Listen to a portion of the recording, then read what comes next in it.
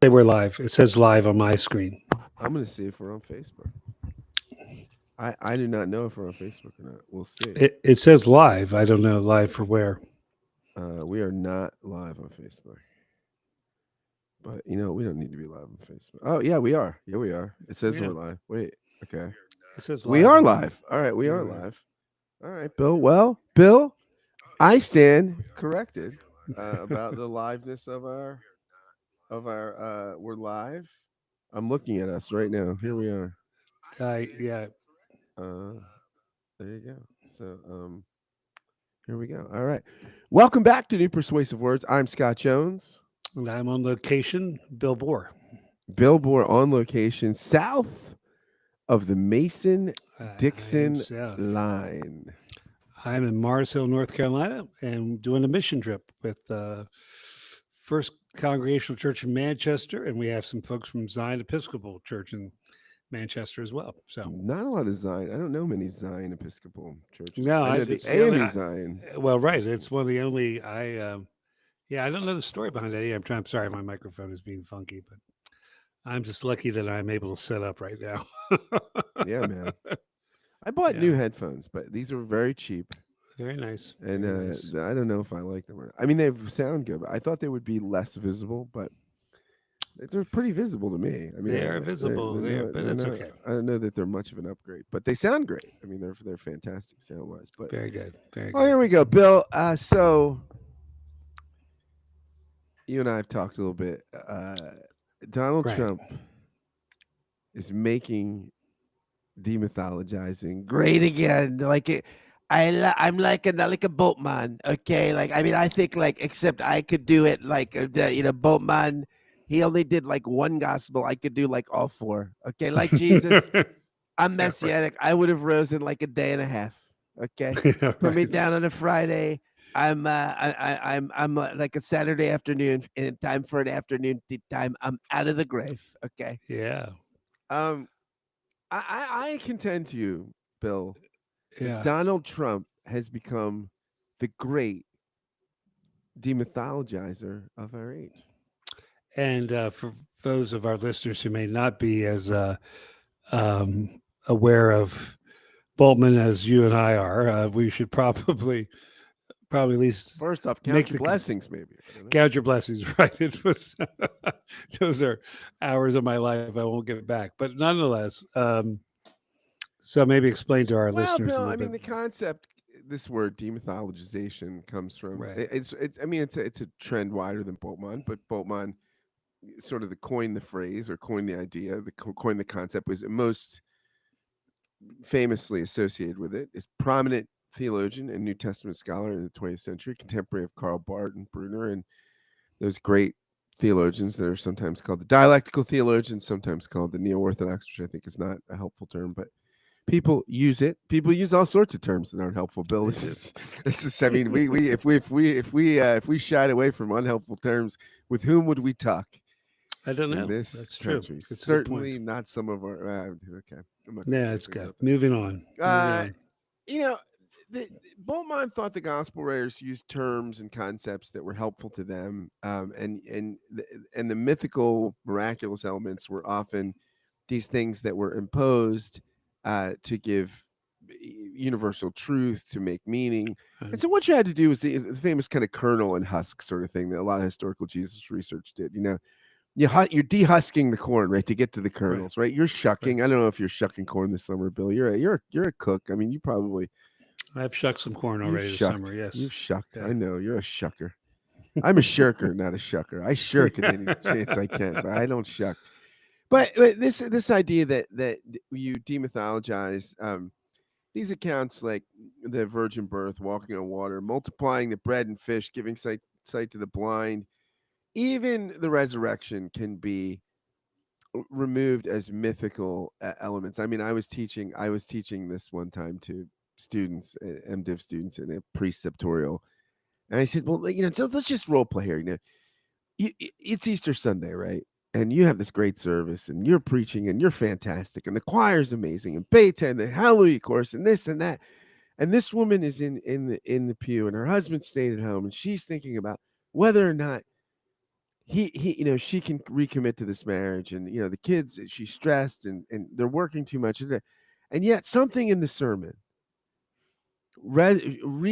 gives her new hope to recommit to the marriage, recommit to the family, to not check out, to not have a midlife crisis. Now, at the end of that experience, she's singing the Hallelujah chorus. She's going to go home. She's going to reconnect to her husband. She's going to. Does it matter that Jesus didn't rise from the dead? Her marriage rose from the dead. Your brilliant sermon, the Hallelujah chorus, everything resurrected her. That's the resurrection that counts, right? It doesn't matter if Jesus' bones were in the grave. That's just the mythology. The real truth is the existential truth that her marriage could be raised from the dead, her hopes and dreams, her midlife crisis, that all could be resurrected. That's the resurrection, right? Who cares if Jesus rose from the dead? Yeah, and they all looked at me like I believed it. Yeah, Germany. Yeah, right. They were like, "Is this on the exam?" But that is the whole demythologizing project, right? And this idea that, hey, look, maybe the Jews weren't really in Egypt. Maybe the Exodus didn't happen. Maybe they were just which would be a majority. I think majority of Jews demytholize the Exodus, right? Yeah, I don't know. I don't know which not. Well, some, some. Well, not our dear friend Rabbi Raphael who's listening. No, but I mean, no, you hear that the demytholizing project happens in a lot of places, not just liberal Protestant churches. It happens. It's an ecumenical project. But I say this, and I want to come back a little bit to demythologizing, a little bit. But first, before we come back to it, I do want to say this is what Donald Trump did this week. Okay, what he did. Bill, you and I have been in these divinity schools and schools of religion where they rock the students, or the Christian liberal arts school where the Presbyterian college where they say Jesus didn't really rise from the dead, or these people didn't write the Gospels, or the Old Testament, that's all made up, or Moses didn't write, and the students are rocked and the faith busters happen. Well, that's what happened to a lot of the MAGA base, because Donald Trump came and ruined their mythology. He came out and said, the Epstein files don't exist. That the story, it's all a myth. It's a myth created by false myth makers like Biden and Obama and Comey yeah. And just like like some of the liberal lives of Jesus said, well, the disciples, they made all this stuff up about Jesus. Trump is a great demythologizer. He's saying that these people made up the Epstein files. Just like the demythologizers say, this in the Gospels is made up. This in the Hebrew Bibles is made. Donald Trump came and shattered their core myth. Yeah. This was the thing that he was going to come and he was going to unveil. He was the prophet. He was Moses. He was going to part the Red Sea and bring forth out of Egypt the Epstein files and show how Hillary Clinton and the pizza shops and the baby eaters and all of this and the lizard people and everything. This was all going to be revealed. And then what he did, he took the commandments, he took the Epstein files and he broke them like an angry Moses. And he told everybody, there is no God.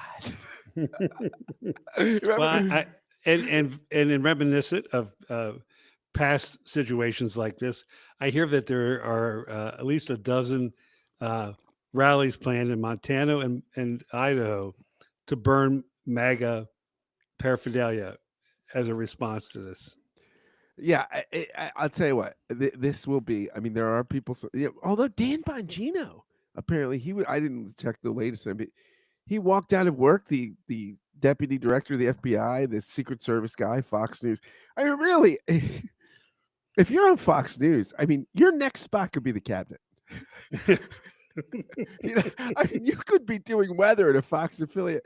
Next thing you know, you could be You could be running the National Weather Service. You could be, you could be the person that shuts down FEMA as director of FEMA. Right? Shuts down FEMA.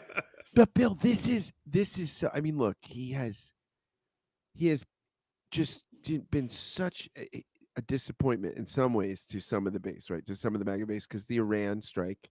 Right, first off, you got the anti-Semites like Tucker Carlson, who's telling Ted Cruz that the Israel's are spying on us and all this stuff. With all I mean, So you have all these folks who but honestly, to be fair to the MAGA folks, I mean, Trump, part of the reason a lot of these folks in MAGA, I mean, they are not a bellicose people, a lot of them. They're like, look, they've lost people in Afghanistan and Iraq. They're in parts of the country that have seen better times. They don't want all this money and talent and treasure and blood thrown in these foreign wars. And Trump sort of ran. And this was what Trump ran in the ashes of the Bush neocon expansionism. Trump comes, and so he looks like, all right, I'm getting all babies, getting all the breasts. Okay, I'm dropping bombs. I'm sending the Enola Strait to drop the bomb. Okay, and then he's not going to blow up the deficit, and he blows up the deficit. Gives all these tax cuts to the rich on the back of the Medicaid, the people, his supporters, who he won people under $50,000 a year. All these just frontal assaults on the base. But Bill, those weren't attacking their religion. Right. This is like burning a Bible. This is like, I mean, to say that this is like an undergrad that just came from a Southern Baptist church, and you tell them Jesus didn't rise from the dead. You are telling these people that all the shit about the Democrats and the Epsteins and all the conspiracy, all this, this is Bill. This is a strike at the heart of Trump religion. How will this stand? Well, so you sometimes are in that sphere more than I am. Like I'm never in that sphere. So too much. How what are you hearing? What are you hearing from the masses? What are you hearing? I mean, I do hear some people on Clubhouse, where my social audio app, where I dial into some people that are Trump supporters and stuff, and there's a little I mean, there's some cognitive dissonance, right? I mean, it's they thought it was the Hillary Clintons, it was the they thought it was the Bill Gates, all the people that they find objectionable. They thought these were and obviously the implications are it's not good for Trump, right? And I mean, they're not all of them are saying that right now, but I mean, you hear it. I mean, they're coming to grips with this. Some of the folks that I talked to, and it's disconcerting. Right. Yeah. And all the stuff he said, that people that are buying into it are bad people and weirdos, and like he's shitting on the people that he on Truth Social, his truths. By the way, you call them truths, right? Mm-hmm. That's what you call the Truth Social posts. Truths. Like instead of a tweet or a post, you call it a truth. Right. Oh my gosh. And so some people won't say it, but like I always say, well, the latest truth, I think it's really funny. It's just like it's so Orwellian. It's so 1984, right? Oh no, it is. Oh, here's latest truth. I mean, it is such bullshit. Refer back, by the way, to our podcast on bullshit. That is right. One of the more important ones we've done in a while. And I mean, yeah, I don't know. I mean, is this? I heard somebody today who has previously been. This is just before I came on here. A guy from New York says he didn't vote for Trump, but tends to like Trump. He said he thinks this is Trump's Watergate. He thinks that the underage. I mean, I think that is overstated, but I don't know. Bill, what do you think? Is this Teflon Don? We have seen everything we think will take Donald Trump down. Never does. Right. Well, you have said, and I have, somewhere in the last, I don't know how many years, I reluctantly agreed with you that there's no bottom here. No, there's no. And it's it's obviously that he partied with Epstein for 20 years. Did you see the birthday card? Yeah, I saw about the birthday and card. He said he didn't doodle, and then it came out that he was a doodler with felt pens. Like he likes it's in the felt pen too. That the thing that I made me skeptical when I read the card, it was his incomplete sentences. It was incomplete sentences. I thought this is way above his writing level. Right. Well, I think the thing about he said he doesn't doodle, and then he gives doodles for charity that people have sold. Yeah, there was charity. Yeah, right. Yeah, I don't know. I mean, when do the lies catch up to you? See, the thing about it is it's obvious that his base did not believe all the accusations all the women have made about him, or it didn't matter.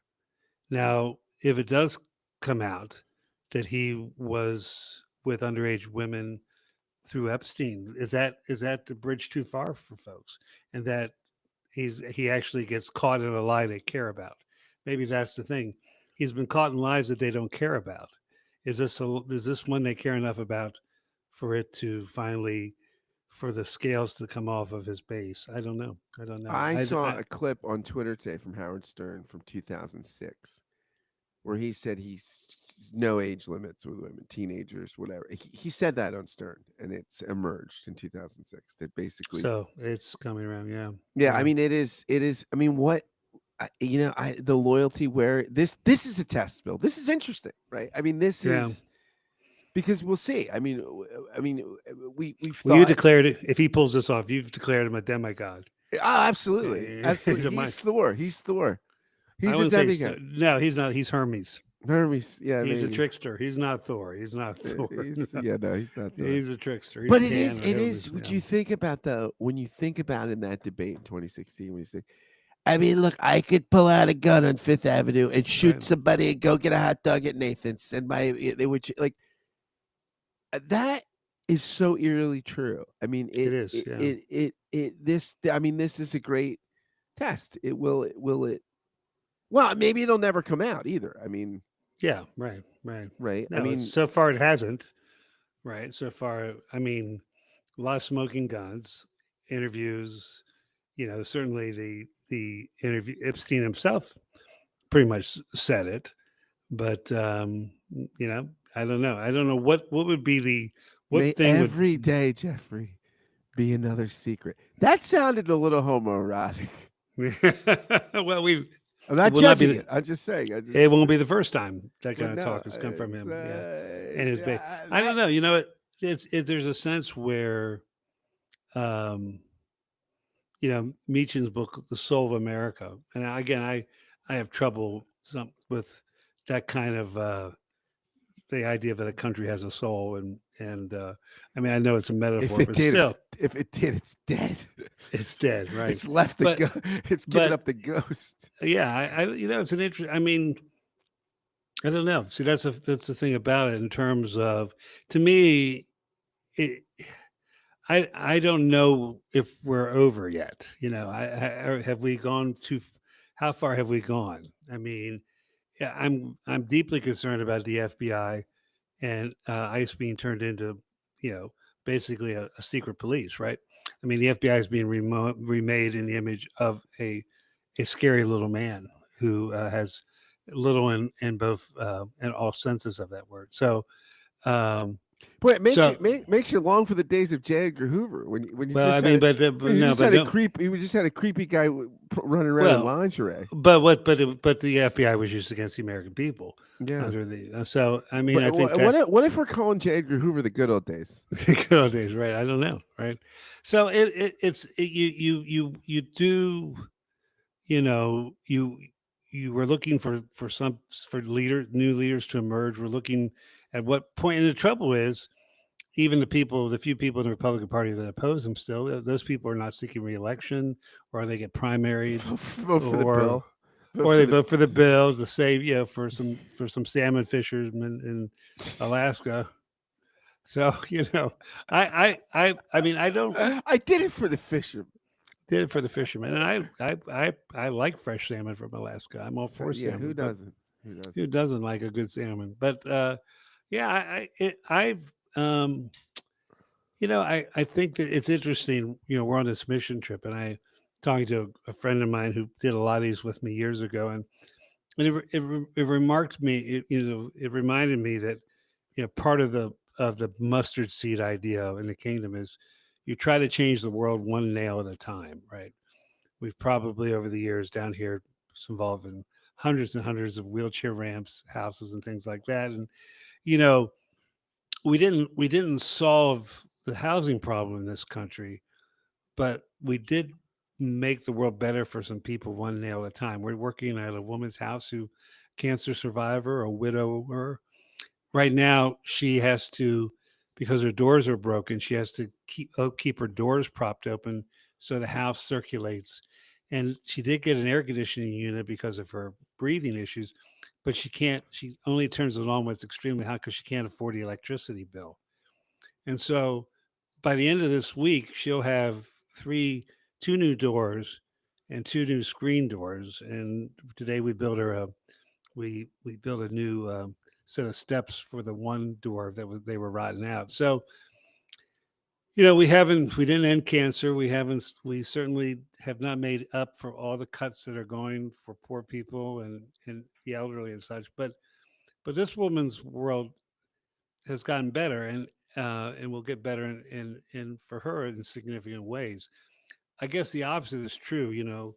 Over the decades, and maybe even from the beginning of the American experiment, there have been steps of progress. But in the current situation we're in, there have been these small, consistent stripping away an inch at a time, decency and a commitment to due process, and in the name of going after DEI, trying to roll back progress that minorities and others have made in this country, in the name of who knows what,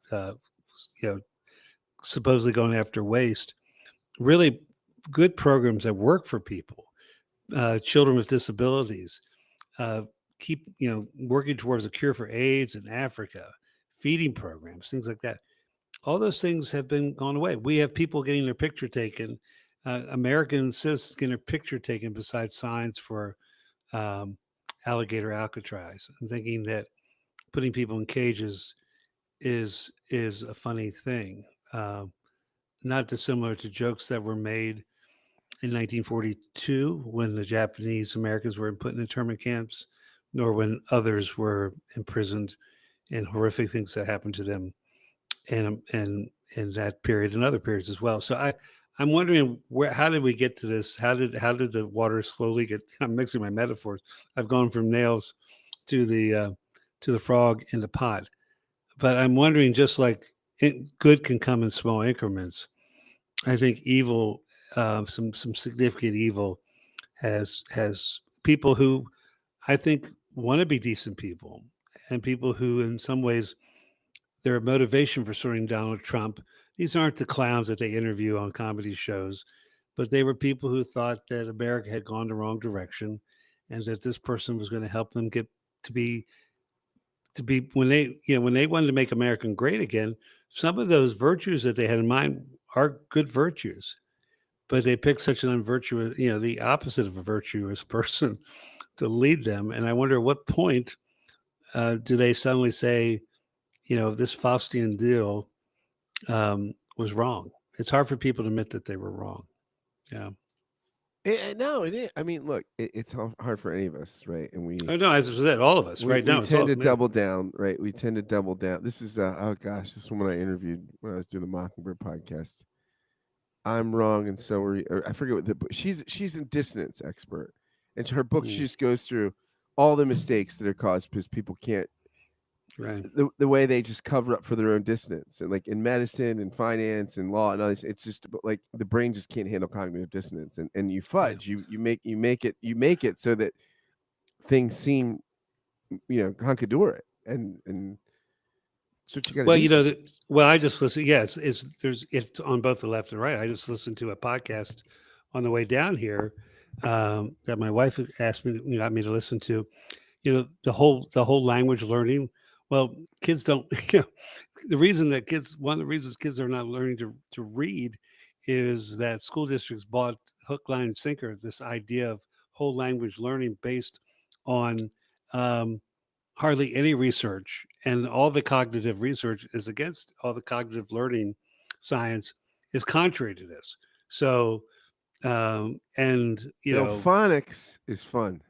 That was the name of my book. That was the name of my book. Fun. But but still, but the science is coming out against this, and there's still, school districts who are keeping the literature, and her publisher is still defending her. So, you're right. It's hard for people to admit that they're wrong, whether they be, Columbia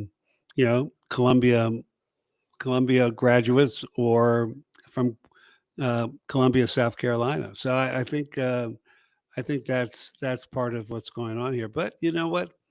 Um, grace only comes when you know you need it, and so and it only comes when there's willingness to repent. So I wonder if this could be a moment where at least some people, you know, good people who want to be good, will stop being about something that is is really at heart evil. So we can hope We that. shall see. We shall Yeah. see. I want to say one positive word about demythologizing. Oh, Okay. and for this, I want to look I think there are to, many positive words actually about it. Actually, it's well, maybe Many words. I've got so many words. I've got the best words. Okay, many. I so many words. Okay, it's fantastic. I think Christianity was positively influenced by the demythologizing project, with that the Platonists did with Yeah, right. So yeah, this is yeah. in this book, Truth and Tolerance. Joseph Ratzinger, Benedict the 16th, formerly Cardinal Joseph Ratzinger. I think he wrote this certainly when he was Ratzinger. Yeah. He was always He Ratzinger. He's always Ratzinger Ratzinger for to me. us. He's always Ratzinger to me. There's he talks about how you have, like, in the history of religions. He has this great essay on religion, and he's trying to Oh, he's good. Yeah, he's sort so of good. say, He's- look, yeah. there's sort of this old school European sort of seeing all religious evolution as one, like, is in Right, one type right. of genus or archetype. He says that's kind of imperialistic, and we know that's a problem, and it's kind of Eurocentric. Then there's this postmodernism that sees nothing in common with the religions. You got to look at them all as sort of their own narrative cul-de-sacs or something. He says, Right. like, we got to find a way to talk about this thing in a way that you know avoids these pitfalls. And he says, like, largely he thinks you can see a pattern that you have, like, animism, primitive religion, mythological religion, right, where you get Odin and Zeus and all this stuff. And he says that largely what happens is you get this large scale myth gets transformed, right? The Mhm. sort of the Greek gods, the Odin, or the pantheon, the Sumerian pantheon, whatever it is, that really is sort of, what does George Bernard Shaw say? God made man in his own image, and man returned the favor. He says this sort of gives way to something more transcendent. So he says you got three options. First, in the form is mysticism, in which the myth, as a merely symbolic form, is stripped of its illusion, and the absolute value of an unnameable experience is set up. In fact, then, mysticism proves to be conservative of myth, providing a new foundation for the myth, which is now interpreted as a symbol of the reality.